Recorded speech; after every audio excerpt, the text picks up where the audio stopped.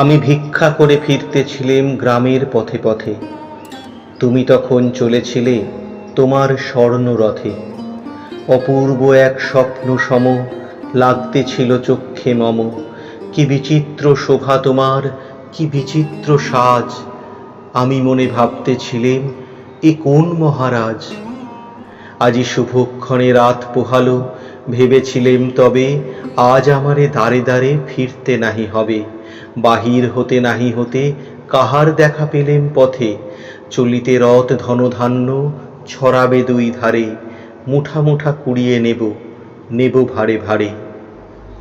দেখি সহসা রথ থেমে গেল আমার কাছে এসে।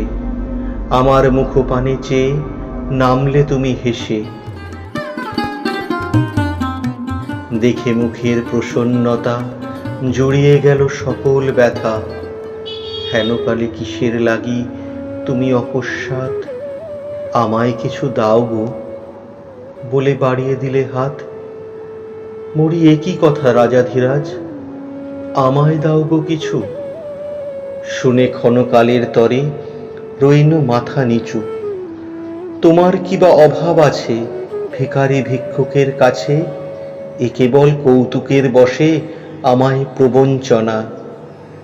ঝুলি হতে দিলেম তুলে একটি ছোট কণা।